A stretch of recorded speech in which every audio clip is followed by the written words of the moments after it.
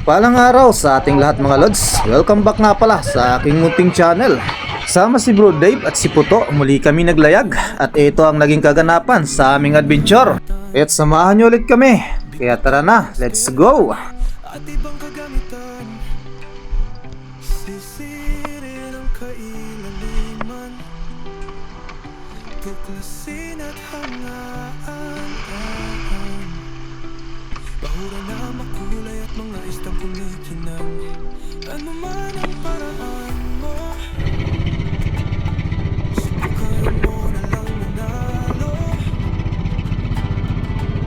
Tara na at huliin sa paraan mo. Mahirap man at malalim, ito naman ang pupiliin. Tara na gintong lumalangoy.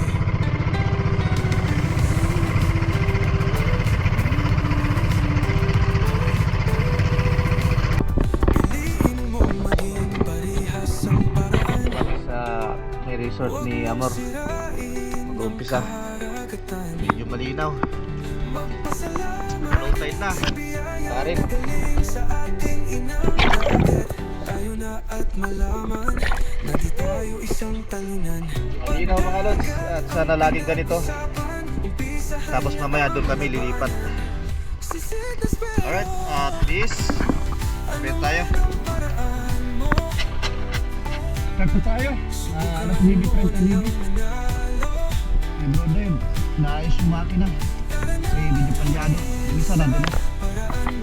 Let's go. Drive safe. Mabigyan ng biyaya sana. Alright. Let's go.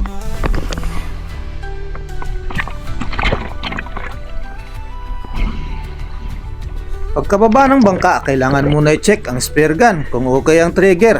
At kailangan na rin natin mag-load habang nasa mababaw pa lang para nakaready na ang ating spare gun. Kung sakali man na may magpakita na isda, makatira tayo kaagad.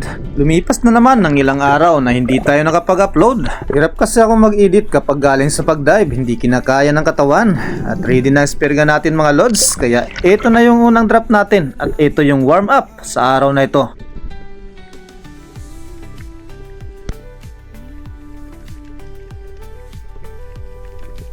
Sa drop na ito ay binisita ko ang longga ng mga mangrove snapper. Dito sila palaging sumisilong. Dahan-dahan lang ang kilos habang pinagmamasdan sa may parting dulo ng butas na ito. Pero sadyang walang nagpapakita kahit sumalubong man lang na isda na malaki.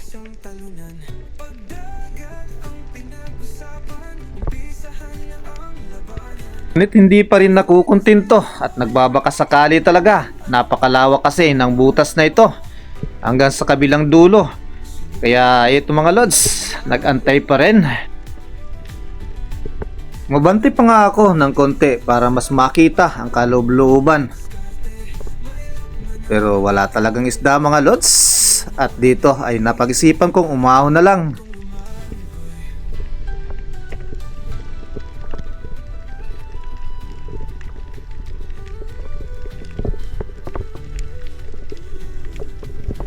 Na-delete ko nga pala ang video sa GoPro kung saan tumira ako ng isang coral trout.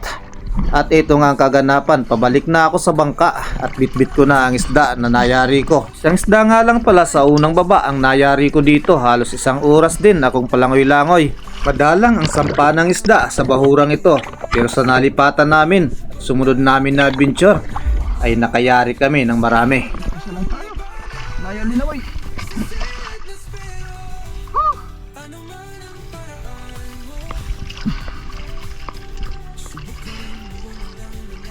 Halabay! Hello! Woo!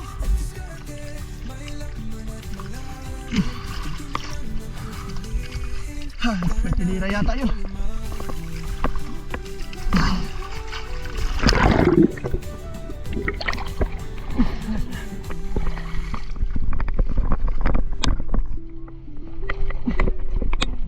Ha? Ay, pinana ka? Ay! Sayang! May tinira sana nakawala daw. sayang. Narinig ko sumigaw.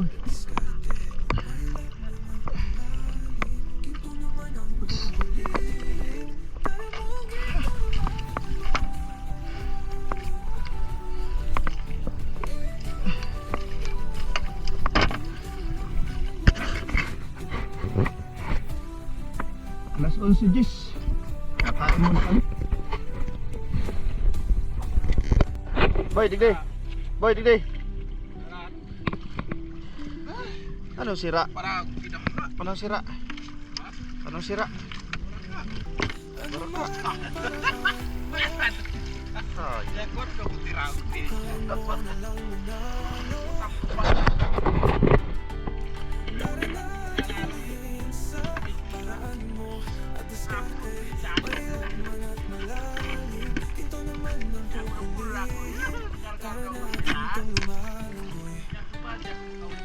Pero dahil pa naka ibabaw sa ano, sa kapadan.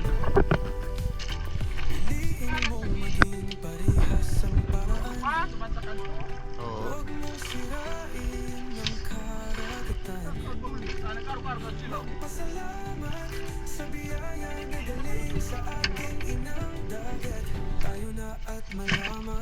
Dalawa kay Dave, isa sa akin.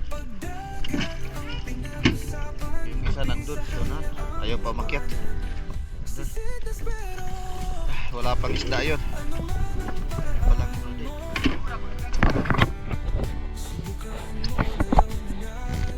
At eto na nga, nakarating na kami sa sumunod na bahura, nabababaan. Tapos na rin kami kumain dahil habang nasa biyahe ay kumakain na rin. Nakapagpahinga na rin kami kaya maya maya ay bababa na rin kami.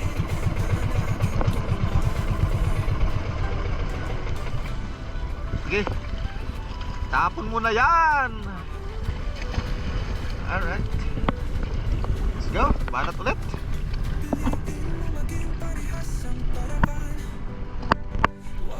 Pangalawang baba. Alas 12:32. Ano na yung dalawa? Ayun naman. Let's go.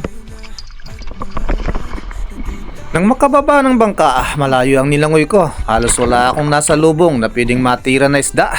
Hanggang sa pumunta ako sa direksyon ni Bro Dave at eto, nakita ko siya. Halos na harvest na sa spot kung saan din ako sana patungo. Ang lalaki ng nayari ni Bro Dave, halos wala pang ang 30 minutos, nakayari na siya ng malalaki. Malabog. Malabog.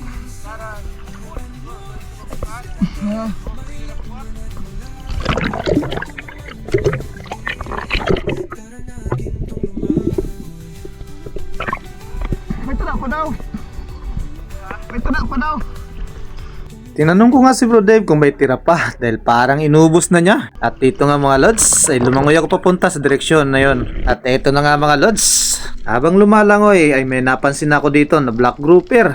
Nakatingala na nga sa akin ang isda na to habang sa drop shot natin siya kukunin. Tinamaan naman sa panga ang isda na to, kaya ito yung naging pangalawang isda natin sa araw na ito. Good size na black grouper at napakailap ng isda na to. Bibihira lang ako makayari nito mga lods.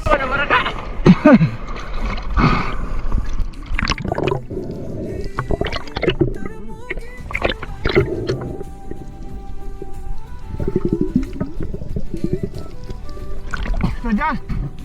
Berdua kita. Berdua kita. Malipat kita. Ay, dito na? Oo, kasama ko pa naman. Pero wala na sukuha ka ito. Darag ko baga. Darag ko nang kuha ka ito. Ay, masira. Mamsa, dagso, sural. Tayo mo. Han, ay masara ini. Mula-mula lagi.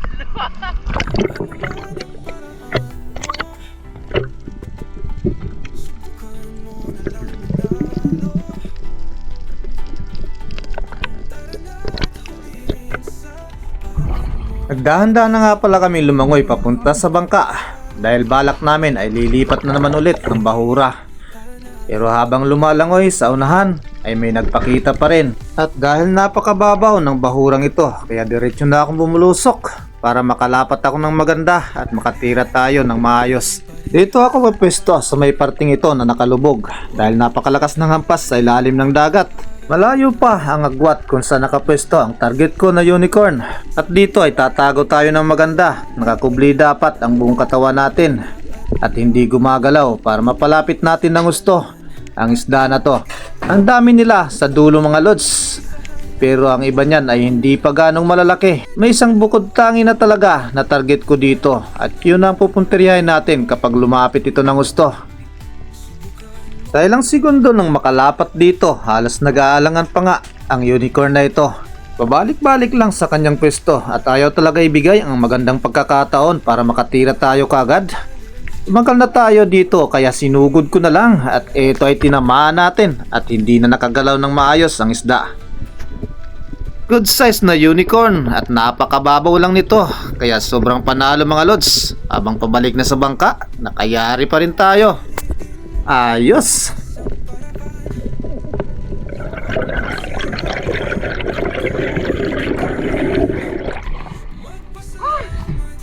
Ay! Ito na kasi. Ang babaw lang dito.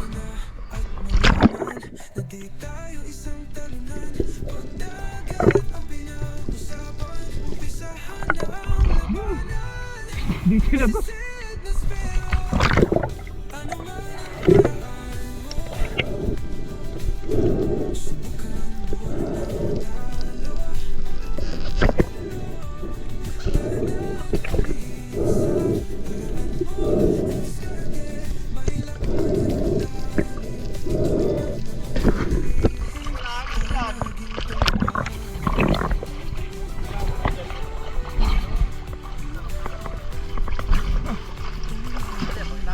Lods.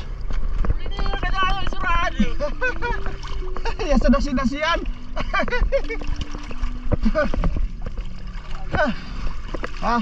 Betul na tabi. Pak, lipat kita.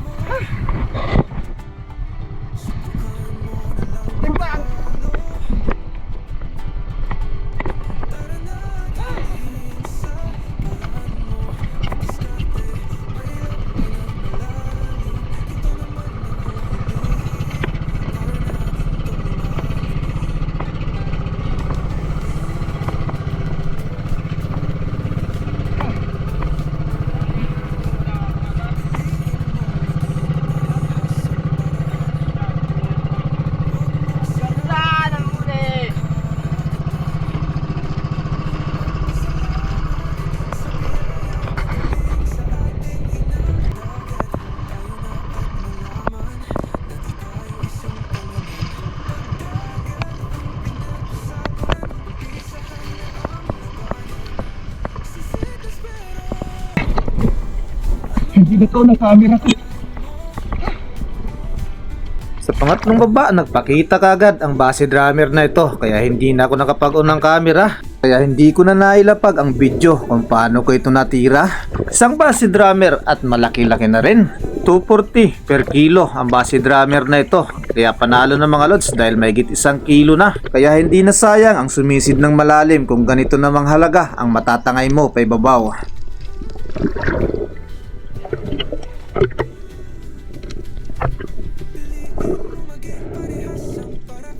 Next drop at blue span unicorn naman ang target natin dito. Malalim ang parting ito ng bahura kaya sa drop shot ang pinakamagandang tira. Blue span unicorn at malaki-laki na. Maliit lang tingnan sa ilalim dahil napakalinaw. Panalong panalo to mga lods. Halos 21 meters ang lalim nito. Pero inaangat ko na, hinahata ko ng line para mahawakan ko na rin ng isda bago pa ito umabot sa ibabaw. Masisecure na natin at matatanggal si shafting.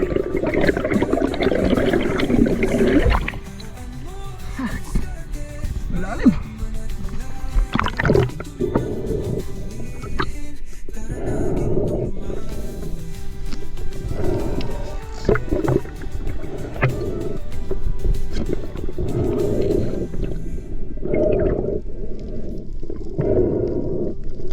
Next drop, pagkatapos maituhog ng Blue Spine Unicorn.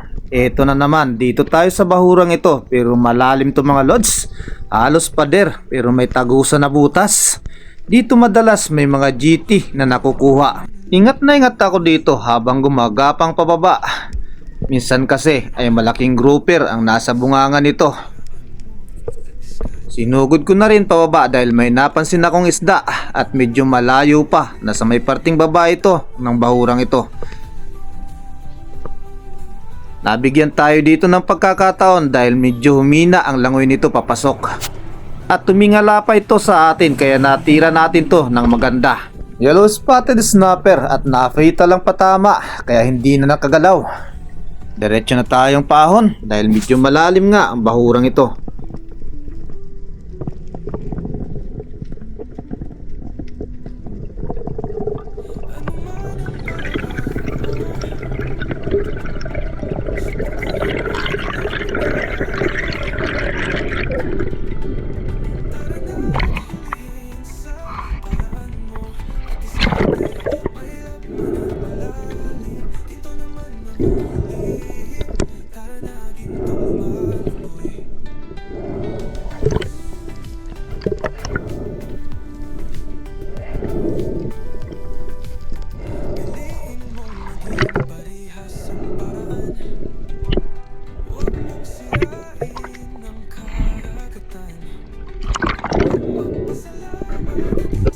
Next drop, nag-una kagad ako ng camera bago pa ako makalapit sa bunganga ng crack na ito. At pagdungaw ko nga ay nagkasalubong naman kami ng Blue Spine Unicorn.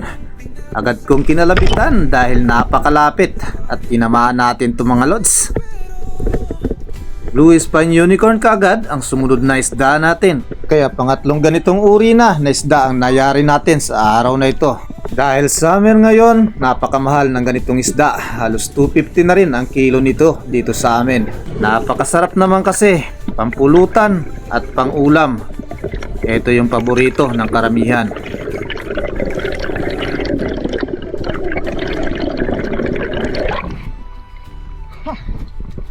Sumalubong na.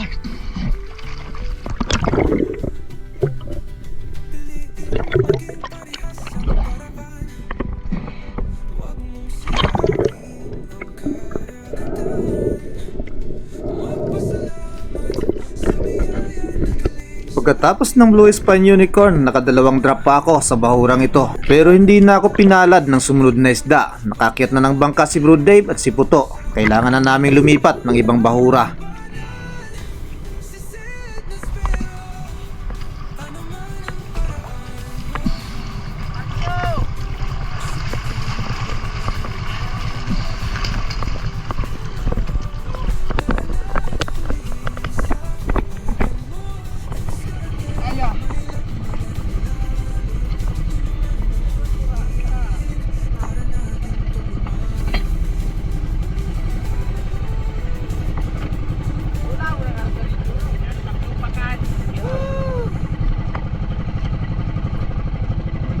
Na.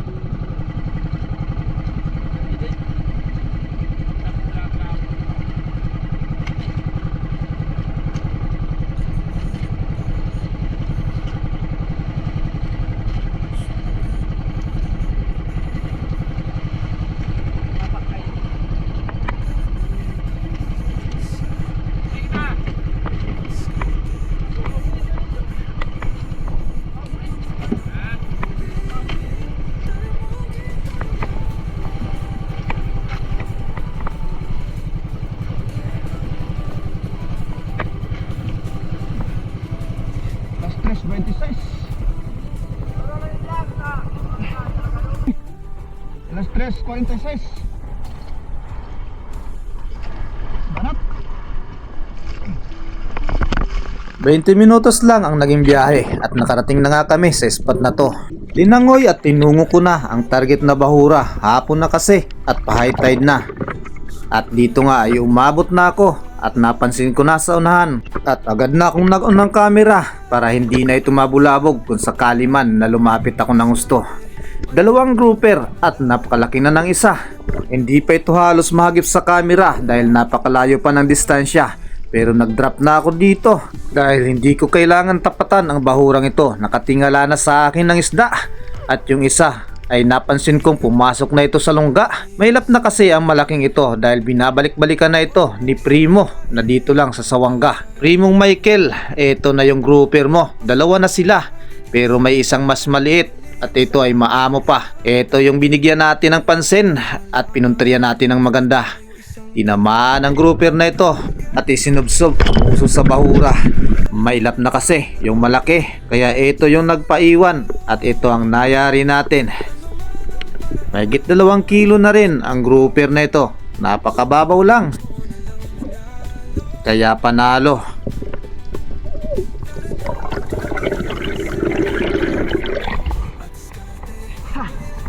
Dalawa, mas malaki yung isa. Tama agad.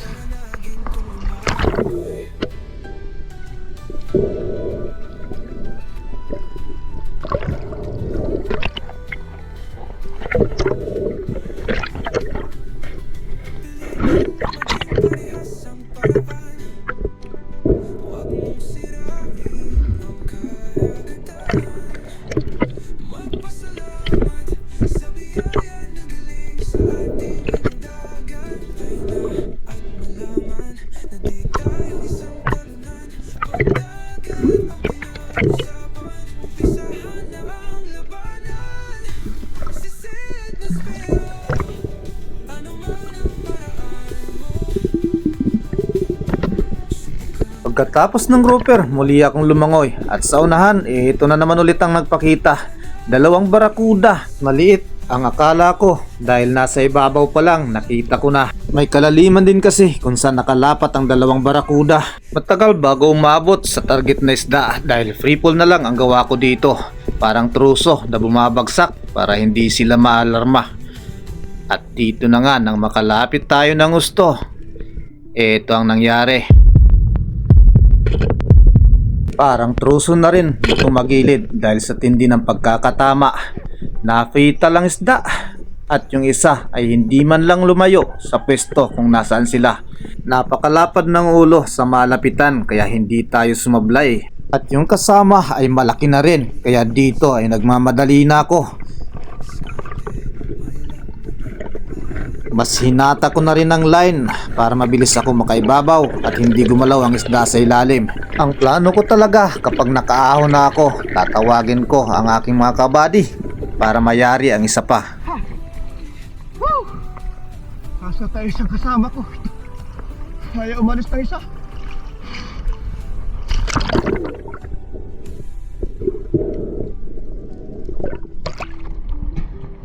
Woo! Woo! Woo! Woo! Woo! Wala. Malayo yata. Nandiyan pa sana yung isa. Lumipas ang ilang minuto nang nag-antay ako sa mga kabady ko pero wala talagang dumating, walang mas malapit. Kaya pinilit ko na lang na hatakin ito.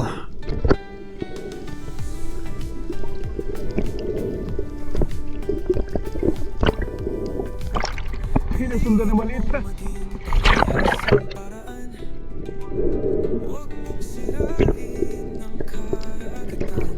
At habang hinahata ko nga, yung maliit ay sumusunod pa rin paibabaw.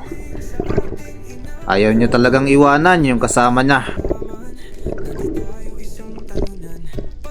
Nang malapit ko nang mahawakan ang natira ko na isda, iniwan din ng isang barakuda. At hindi rin ito lumayo, naandyan lang sa may parting baba.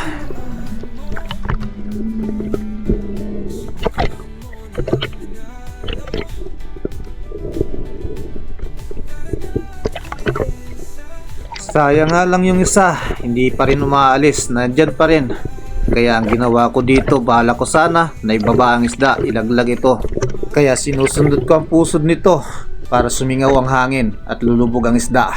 Pero hindi na rin yun nangyari dahil hindi na lumubog ang isda. May hangin talaga ito. Kaya pagkatapos nito ay tinawag ko na rin ang bangka at uuwi na rin kami. Salamat sa biyaya at labis na pag-iingat. Binigyan pa rin ng dalawang malaki kahit na malapit nang lumubog ang araw. Kaya panalong panalo talaga.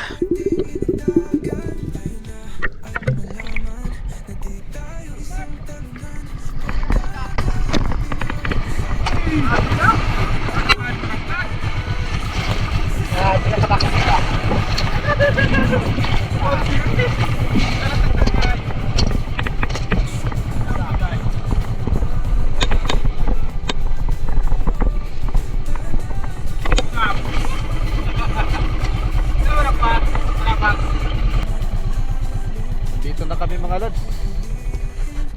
Darating lang. Alas 5:29. Ito yung mga nadali. Ito yung barakuda. Baka 8 kilos na yan. Tapos ito, dalawang grouper. Ayan, dalawa sa ilalim. Asurahan, long nose, emperor, tugtot. Saka may parrot fish din, oh. Ayan, oh. Amihan pa, kaya damay na yan kasi pangulam. Alright. Shoutout time! Shoutout nga pala sa mga magigilig o taga-suporta at walang sawang nanonood ng aking mga videos. Ingat po tayo lagi kahit saan man tayo naroon, mapadagat man o lupa. At shoutout na rin nga pala kay Lani Jukino, kay Phil Alexis Jukino ng Kabuyaw, Laguna. Shoutout sa inyo. Kay Ramil Lazaro, Marvin Himiniano ng Canlubang, Laguna. Shoutout na rin po. JR Diaz ng General Trias, Cavite. Shoutout na rin. Ipagsapalaran sa ibang bansa kay Frederick Doctor. Shoutout na rin sa iyo dyan. Kay Cesaris Mama ng Cavite. Shoutout na rin. Sa Binasa family naman, shoutout na rin po sa inyo. Watching from Ginlahong kay Gilbert Estropia. Shoutout na rin. Shoutout na rin sa iyo Tatauntoy Fuji Edward ng Quezon Province. Shoutout na rin kay Santi Roldan ng Calamba City, Laguna. At shoutout na rin kay Elvis Montales, Abil Salva ng North Caloocan. Shoutout na rin po sa iyo. At shoutout na rin pala kay Dinis De La Cruz family ng Naay, Cavite. Shoutout na rin kay Idol, kay Johnny Jaiten. Shoutout nga pala ni Francisco Ducot sa mama niya na kay Teresita Ducot ng Barangay Sawang Gabakon. Watching from Imus, Cavite. At shoutout naman kay Leopoldo Orsal ng Quezon City at sa asawa niya na si Marilu. Shoutout po sa inyong dalawa. Shoutout ko din pala ang asawa ko na nasa Hong Kong, kay Agom Lia Junida. Shoutout sa inyo dyan. Shoutout ko na rin pala si Felix Lungkop and Kumiko family ng Pinagtuluyan, Norsagaray, Bulacan. Shoutout po sa inyong lahat dyan. Shoutout naman sa Lumugdang family kay Nini Lumugdang, Felix Jr. Lumugdang, J. Fort Lumugdang, Jason Lumugdang, Ethan Lumugdang from Felix Lumugdang ng Parañaque City. Shoutout na rin pala sa Bindiho family, Irenio Diaz. Shoutout na rin sa iyo. Agudis family from Libacao, Aklan. Shoutout po sa inyong lahat. Shoutout na rin pala sa Silos family ng Binangunan, Rizal. At shoutout na rin pala kay Danilo Atuli.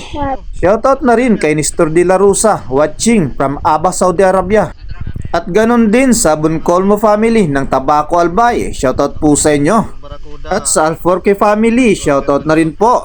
Sa Baria families, Tabanao, Labriaga, Tugade, shoutout po. Shoutout na rin kay Bon Eliezer Acosta ng Valenzuela at Isabela. Shoutout na rin kay Anthony Adventure ng Legazpi City, Albay. Randy Sariba ng Mercedes Camarines Norte. Shoutout na rin sa iyo, Lods. At ganun din kay Ali Punos. Shoutout na rin sa iyo. Shoutout na rin Pinoy Traveler in Saudi, dyan sa Riyadh, KSA. Robredillo family ng Hinundayan, Southern Leyte. Shoutout na rin po. At shoutout na rin kay Ibla Murisa ng Dapitan City, Mindanao. Sa mga hindi ko po na shoutout, comment down below na lang po. At maraming salamat.